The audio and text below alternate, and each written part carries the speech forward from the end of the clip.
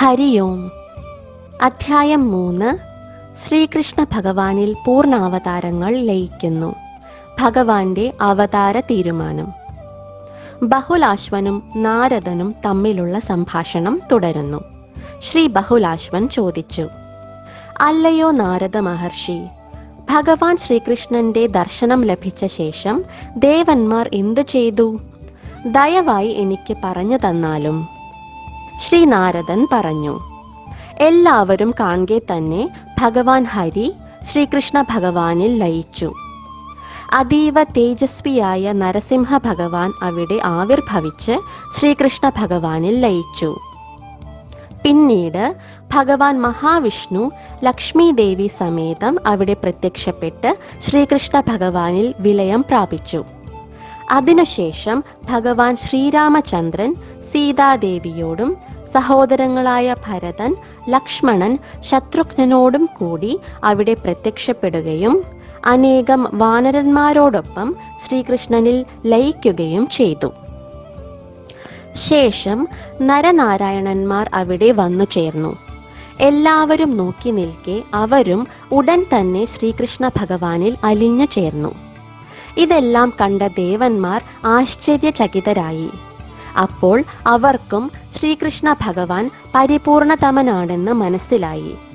അങ്ങനെ അവർ ഭഗവാനെ ഭക്തിപൂർവം സ്തുതിച്ചുകൊണ്ട് തങ്ങളുടെ ദുഃഖത്തിന് ഒരു പരിഹാരമുണ്ടാക്കണമെന്ന് അഭ്യർത്ഥിച്ചു.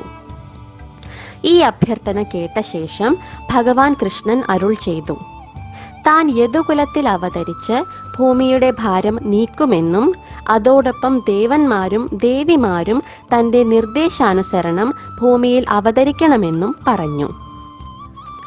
ശ്രീകൃഷ്ണ ഭഗവാൻ ഇപ്രകാരം അരുൾ ചെയ്തപ്പോൾ തന്റെ പ്രിയതമനിൽ നിന്ന് തനിക്ക് വേർപെടേണ്ടി വരുമെന്ന് മനസ്സിലാക്കിയ ശ്രീ രാധികാദേവി ദുഃഖിതയായി.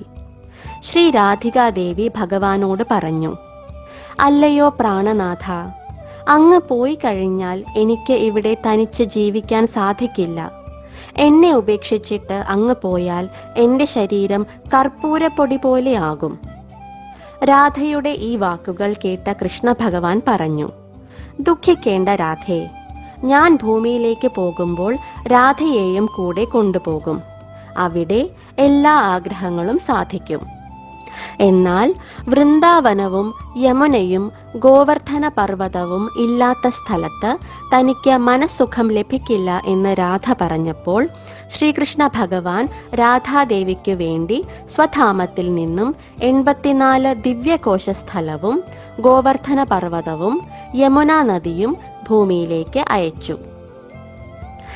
ആ അവസരത്തിൽ ബ്രഹ്മദേവൻ ഭഗവാനെ സ്തുതിച്ച ശേഷം ഇപ്രകാരം ചോദിച്ചു: ഞാനും അങ്ങും ഈ ദേവന്മാരും ഏത് ഗൃഹങ്ങളിലാണ് ജനിക്കുക? ഏത് പേരുകളിലായിരിക്കും അറിയപ്പെടുക?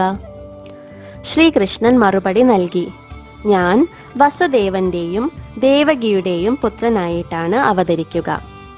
എൻ്റെ അംശമായ ശേഷൻ രോഹിണിയുടെ ഗർഭത്തിൽ അവതരിക്കും.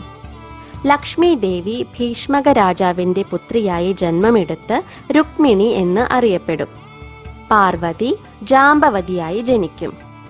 യജ്ഞനാരായണന്റെ ഭാര്യ ദക്ഷിണ അവിടെ ലക്ഷ്മണയായി ജനിക്കും. വിരജ ഭൂമിയിൽ കാളിന്തി എന്ന് അറിയപ്പെടും. ലജ്ജാദേവി ഭദ്രയായി ജനിക്കും. ഗംഗ ഭൂമിയിൽ മിത്രവിന്ദയായിരിക്കും. കാമദേവൻ പ്രദ്യുമ്നൻ ആയി ജനിക്കും. ബ്രഹ്മദേവൻ പ്രദ്യുമ്നന്റെ മകനായി ജന്മമെടുത്ത് അനിരുദ്ധൻ എന്ന് അറിയപ്പെടും.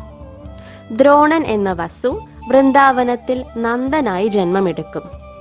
ദ്രോണന്റെ ഭാര്യ ധര യശോദയായി അറിയപ്പെടും. സുചന്ദ്രൻ വൃഷഭാനുവായും കലാവതി കീർത്തിയായും അവതരിക്കും. രാധ അവരുടെ മകളായിട്ടാണ് ജന്മമെടുക്കുക. ഇവിടെ 1-ാം ഖണ്ഡത്തിലെ 3-ാം അധ്യായം സമാപിക്കുന്നു. ഹരി ഓം.